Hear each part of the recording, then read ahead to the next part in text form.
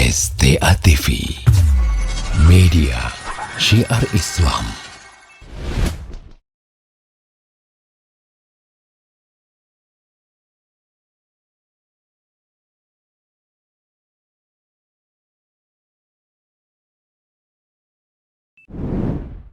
Para hadirin dan hadirat rahimani rahimakumullah. Pertama, di dalam kita melakukan hubungan rumah tangga, kita harus memahami pasangan hidup kita tidaklah sempurna sebagaimana kita juga tidak sempurna. Ya, pasangan hidup kita dia akan terjatuh kesalahan sebagaimana kita juga banyak terjatuh dalam kesalahan. Nah, ketika setiap pasangan menyadari dirinya punya kekurangan masing-masing, ya, maka ini akan memudahkan menjalin hubungan rumah tangga. Abu Darda radhiyallahu ta'ala anhu, beliau berkata kepada Ummu Darda, "Ya Ummu Darda, kalau seandainya engkau melihat diriku sifat emosional, sifat marah, ridhoilah kemarahanku. Dan begitu juga kalau seandainya aku melihat engkau marah, aku akan ridho dengan kemarahanmu. Disitulah kita akan terjalin hubungan yang baik. Disitulah kita akan bisa mengutuhkan rumah tangga kita." Ya, dan inilah yang harus dijalani dalam rumah tangga. Dan seorang suami, para hadirin dan hadirat, ketika dia melihat suami istrinya dalam kondisi hal yang tidak dia menyenangkan, harus dia sadari. Perempuan terkadang seperti yang disebutkan dia ada dalam haid. Perempuan ketika haid emosinya dia tidak terkontrol. Begitu juga misalnya ketika di dalam hamil, kondisinya dia tidak terkontrol.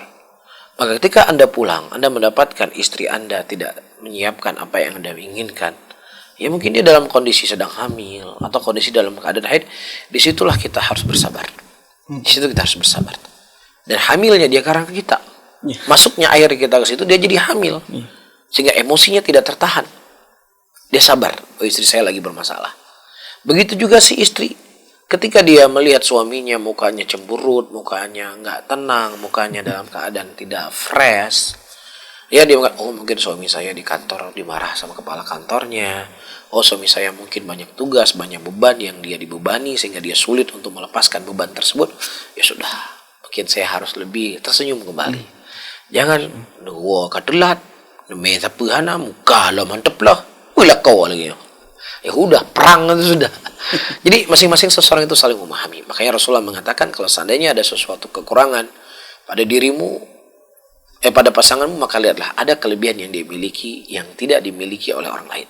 Jadi jangan sampai ketika seseorang itu setiap ada kekurangan dari istrinya, udah cerai, cari pasangan yang baru. Ini kalau demikian kondisinya Anda tidak akan punya pasangan dalam hidup Anda. Karena ketika Anda menikah dengan wanita yang lain, nanti akan Anda mendapatkan kelebihan dari wanita yang baru tersebut tidak dimiliki oleh istri Anda, tetapi Anda harus menyadari akan ada kekurangan pada istri Anda yang baru yang kelebihannya itu ada pada istri Anda yang pertama.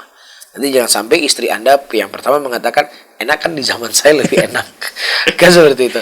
Jadi kalau seandainya karena kekurangan dia menceraikan istrinya, kondisinya akan demikian. Lain halnya kalau seandainya memang rumah tangganya sudah tidak bisa dipertahankan. Ya misalnya perempuannya dia suka berbuat maksiat dan merusak hubungan dan sebagainya. Hal yang memang nggak bisa dipertahankan. Tapi kalau cuman hal-hal yang terkadang pulang ke rumah belum cuci piring, pulang ke rumah kadang masih kotor rumah, kadang-kadang nggak. Ya itu warna-warni dalam kehidupan dan itu bisa didapatkan oleh siapa saja. Tapi kalau seandainya sifatnya memang hal yang memang tidak mungkin lagi untuk bersatu, ini lain masalah.